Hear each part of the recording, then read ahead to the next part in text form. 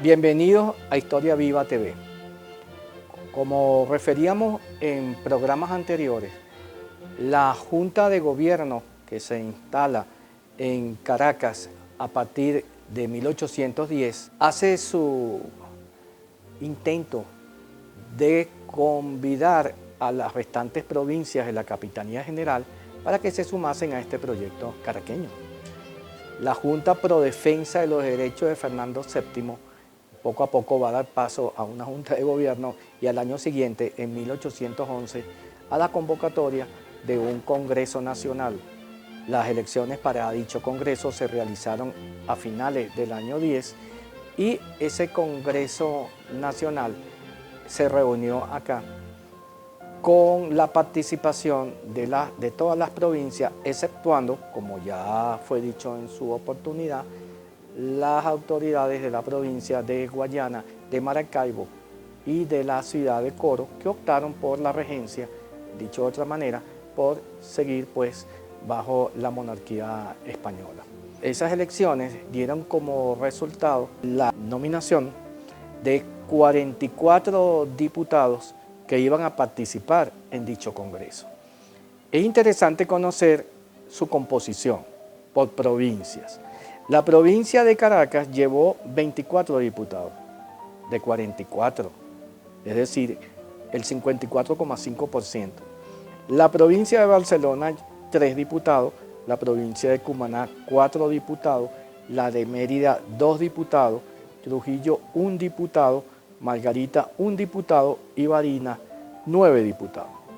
Es evidente que la provincia de Caracas o Venezuela dominaba este escenario político, lo cual trajo serios problemas. Aquí se ha pensado que desde el primer momento, desde marzo, cuando se inician las sesiones de ese Congreso Nacional, que, como sabemos, va a dar como resultado el 5 de julio la Declaración de Independencia de Venezuela, aquí se ha pensado, repito, que el único tema que se discutió fue el tema político, cómo romper con ese vínculo colonial. Pero una lectura atenta de las actas de ese Congreso arroja otra realidad.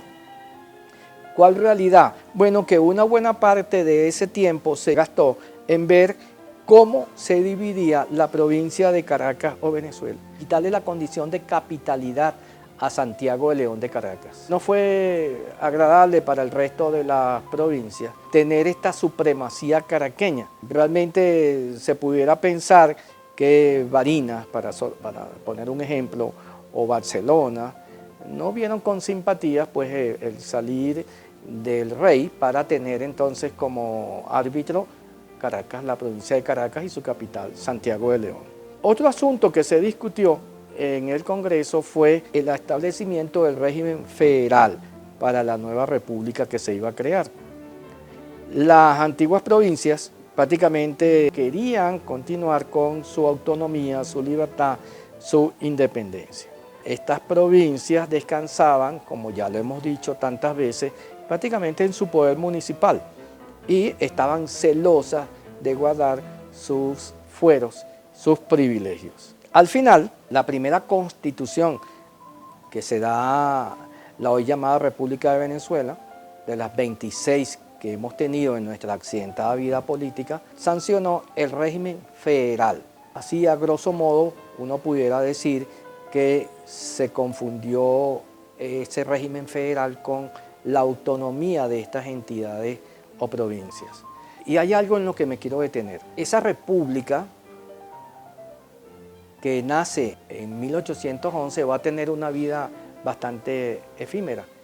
En 1812 ya es conocido como Domingo de Monteverde, desde Coro, inicia un movimiento contrarrevolucionario, digámoslo así, ocupa Caracas y luego de una capitulación firmada por Miranda en San Mateo, la república se pierde. Se pierde, España reconquista el control, reconquista la Capitanía General de Venezuela y aquí es donde quiero decir algo mucho más puntual y mucho más certero. La historiografía tradicional nos habla que luego de 1813 y del éxito alcanzado por Bolívar en su llamada campaña admirable, esa invasión militar que vino del nuevo reino, lo que hoy es Colombia, en el mes de mayo y que lo conduce a agosto a Caracas, instaura una llamada Segunda República. Y luego vamos a tener una Tercera República. Incluso se habla de una Cuarta y una Quinta República. En realidad, la República de Venezuela es una sola. Muere en 1812, repito, con la capitulación, pero nace de nuevo una vez que Venezuela se separa de la República de Colombia, la Gran Colombia, en 1830 bajo la presidencia del general José Antonio Páez, y es esa república la que ha llegado hasta nuestros días. Cuando se da clase, se habla pues de la Segunda y la Tercera República, pero realmente esas repúblicas no existieron. Si uno quiere extrapolar un poquito, pudiera decir que la república andaba en el traje, en el uniforme del Libertador, Simón Bolívar, pero hasta allí hay que tener cuidado porque así como a partir del año 13 tenemos a Bolívar como libertador de Venezuela, en realidad es libertador de jefe militar y libertador de una buena parte del centro y occidente de Venezuela, también tenemos un libertador y jefe militar político en el oriente, como lo fue Santiago Mariño, en igualdad de condiciones. Y si vamos un poquito más allá, en 1813, 1814, así como yo tuve un estado del occidente de Venezuela cuya cabeza era el libertador, también tengo varios estados orientales cuya cabeza militar, cuyo jefe supremo es el general Santiago Mariño. Esta herencia de fueros y de provincias y de rivalidades se va a vivir aquí entre los años 13, 14, 15. Vamos a tener aquí una verdadera guerra civil. El elemento europeo, el elemento español, realmente va a llegar a partir de 1815 con la expedición de Pablo Morillo. Pudiéramos decir que hay que esperar hasta 1815 para tener de nuevo una guerra de tipo internacional, una guerra con la metrópoli. Mientras no fuese así, estaríamos diciendo algo que no es totalmente histórico. ¿Cuándo tenemos un intento de restaurar la República? En 1819, cuando Bolívar en el Congreso celebraron Angostura y con la Constitución de ese mismo año refiere la creación de la República. Pero esa República de Venezuela va a tener también una vida efímera, porque tiene en su germen esa Constitución un articulado que contempla la creación en 1821 de la República de Colombia, sueño del Libertador, en la cual ya no vamos a tener a Venezuela como república, sino la vamos a tener como un departamento de esa República de Colombia que abarca los actuales territorios de Colombia, Panamá, Venezuela y el Ecuador. En la próxima parte continuaremos ampliando detalles sobre este y otros aspectos.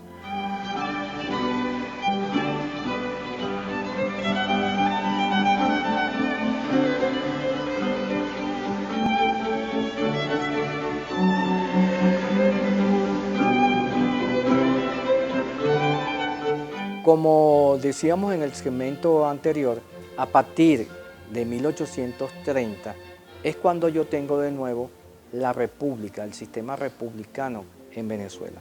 Y eso en función de una constitución que nos separa definitivamente de la República de Colombia, lo que llamamos generalmente la Gran Colombia. Estamos hablando pues de los tiempos del general José Antonio Páez, quien es nuestro primer presidente en esta república separada de Colombia.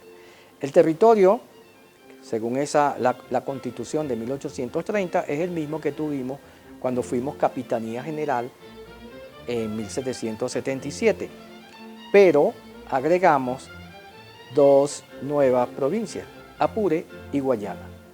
Apure porque en virtud de la relevancia, de la hegemonía, de la importancia que ha adquirido el general en jefe José Antonio Páez y de la participación de esta entidad en la guerra de independencia, pues es un reconocimiento que se le hace. Y Guayana, que como ya se comentó en oportunidades anteriores, ahora, a partir de 1817, ha caído en manos patriotas y se convirtió en el soporte, en el pivote, en la base que le permitió al Libertador sencillamente pensar con detenimiento en la independencia de la Nueva Granada, de Venezuela, del Ecuador, de Perú, del Alto Perú, entiéndase, de Bolivia.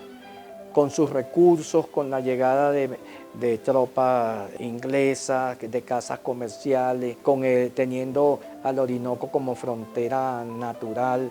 Realmente la provincia de Guayana fue la entidad fundamental para poder pensar en esta proyección a nivel latinoamericano y no solamente a nivel venezolano. La evolución político-territorial a partir de 1830 va hacia una realidad en la que aparece la región histórica, es decir, aquellas provincias a las que nos hemos referido oportunidades en programas anteriores, va a ir desapareciendo, se atomiza el poder, se van conformando dentro de aquellos espacios que en una ocasión fueron provincias, sociedades regionales alrededor de ciudades con poco control por parte de la capital, incluso no solamente de la capital nacional, sino de las capitales regionales, y por qué no, se pudiera pensar también en diferencias de tipo cultural, lingüístico, etcétera, etcétera. Este concepto de región histórica, para muchos historiadores, permite conocer con mayor propiedad esta realidad que se vivió en Venezuela desde 1830 hasta bien entrado el siglo XX. En 1856, el general José Tadeo Monagas inicia una historia larga de modificaciones territoriales que van a convertirse en una camisa, un uniforme que va a jugar a favor del gobernante de turno. Es una situación que, dicho más sencillo, apuntaba a el mantenerse en el poder. Estoy hablando de José Tadeo Monagas, José Gregorio Monagas, Guzmán Blanco y para ustedes contar. Y en base al poder municipal, a la división de esas entidades o provincias, todavía no se llamaban estados, en las cuales el mandatario de turno colocaba gente de su entera confianza, generalmente hombres de uniforme. La Ley de División Político-Territorial de 1856 es una prueba de ello. Aparecen 21 provincias, entre ellas Maturín, Amazonas, Táchira, Guárico, Aragua, Cojedes, Portuguesa, Barquisimeto y Yaracuy. Cuando uno le pega la lupa a esta realidad, aquí tenemos un interés político, porque realmente cuesta mucho, es muy cuesta arriba, a no ser que usted hable en macro de regiones y entonces diga costa, montaña, Guayana o los llanos, buscar una diferencia, por ejemplo, entre Guárico, Cojedes y Portuguesa. ¿Cuál es la diferencia aquí? Realmente estamos hablando de entidades que no se parecen en nada al vecino. Me temo que no. Me temo que ya estaba privando un sentido de homogeneidad en cuanto a la composición territorial de Venezuela. En nuestros días nos gusta decir, bueno, es que la República del Zulia o los maravinos tienen una manera muy particular o que es muy distinta a un oriental o a un hombre del llano o de la Guayana venezolana. Pero me temo que salvo alguna particularidad lingüística, algún plato de la comida o algún otro detalle, realmente no tenemos mayores diferencias. Y Venezuela sigue siendo un país bastante homogéneo. No es el caso de Bolivia, ¿no? La república multiétnica. No es el caso de la misma Colombia o no es el caso del Ecuador. Esta división político-territorial en función del antojo de los presidentes lo vamos a tener en 1856, lo vamos a tener en 1864, cuando sí aparecen luego de la Guerra Federal, con el triunfo de los liberales en el gobierno del mariscal Falcón, los Estados Unidos de Venezuela. Y pasan estas provincias a la categoría de estados. En 1864 la Constitución sanciona 20 entidades. La única que no aparece aquí es Amazonas. Luego Amazonas será territorio y no será sino hasta tiempos recientes prácticamente lo que estamos viviendo, cuando el Amazonas, al igual que el Delta Macuro, dejan de ser territorios federales y aparecen como estados de Venezuela.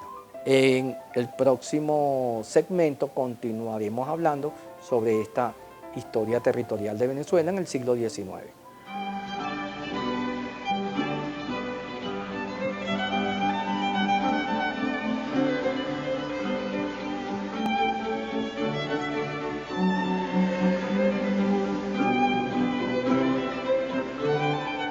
Continuamos con el proceso de integración político-territorial de Venezuela en el siglo XIX.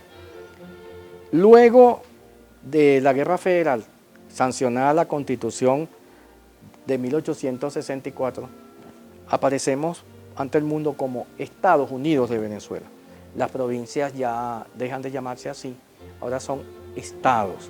Realmente no hay tiempo ni es la intención en esta ocasión de detenernos en si realmente fueron estados o continuaban pues las mismas provincias girando alrededor de sus consejos municipales, del poder municipal y ya. Estos Estados Unidos de Venezuela, sí, eso sí hay que decirlo, estas 20 entidades van a ser modificadas por los gobernantes siguientes. Por ejemplo, en 1881, ya tiempos de Guzmán Blanco, pasaron a formar 9 grandes entidades políticas.